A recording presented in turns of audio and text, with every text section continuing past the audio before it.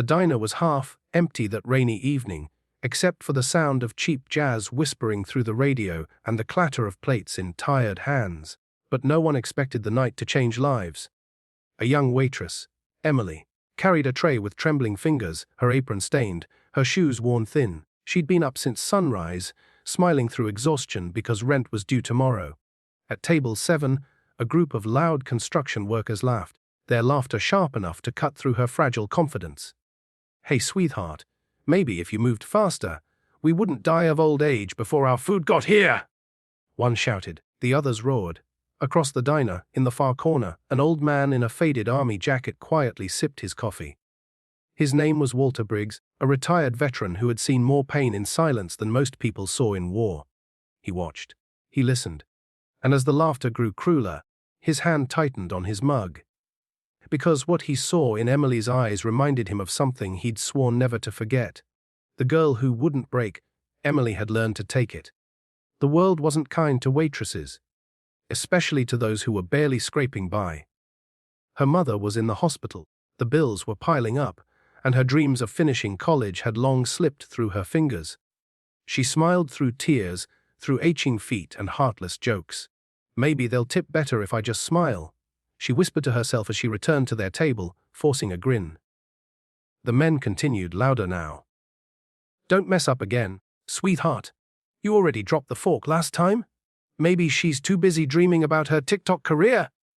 Each word hit like a slap, but Emily refused to crack. She'd seen worse.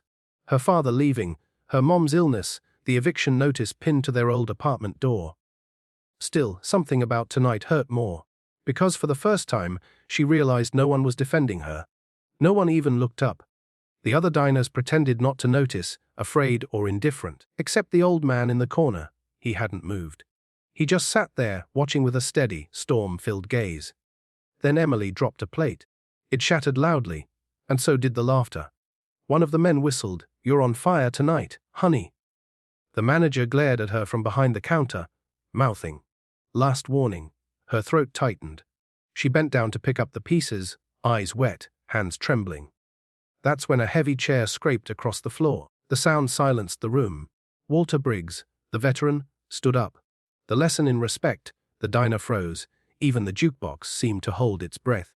Walter's boots echoed with each step as he approached the table of laughing men.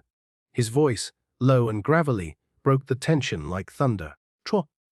You think you're men because you can make a tired girl cry." The tallest worker laughed nervously. "Hey, old-timer, we're just having fun." Walter's eyes, grey and unflinching, locked onto him. "Tro. I buried better men than you for less." The man's smirk vanished. The whole diner was silent now. Walter continued, his voice carrying the weight of battlefields long gone. "Tro. When I was your age, I saw soldiers bleed out protecting people they didn't even know. Women who served food to strangers because they believed kindness was worth fighting for. And now I come home to see cowards mock a girl working double shifts to survive." He turned slightly, looking at Emily, who stood frozen, a shard of plate still in her hand. "Tro. You hold your head up, miss. You're doing honest work. Don't you ever let fools like this make you feel small." Then, to everyone's shock, Walter reached into his worn wallet, placed a $100 bill on her tray, and said, "Tro. That's for every insult you didn't deserve." Without another word, he walked toward the door, shoulder straight, dignity unshaken. Before leaving, he turned back once more. "Tro. Respect isn't something you demand with noise. It's something you earn with silence and decency." The door closed behind him. The bell chimed softly. No one laughed again. The workers, ashamed, left a pile of cash on the table and mumbled an apology before slipping out quietly. Emily stood there, tears finally falling, not from humiliation, but from something far deeper, gratitude. She later found out that Walter came in every Friday, always sitting in the same corner, always leaving big tips, but never speaking much. That night, she walked up to him before her shift ended and said, "Tro. Sir, you didn't have to do that."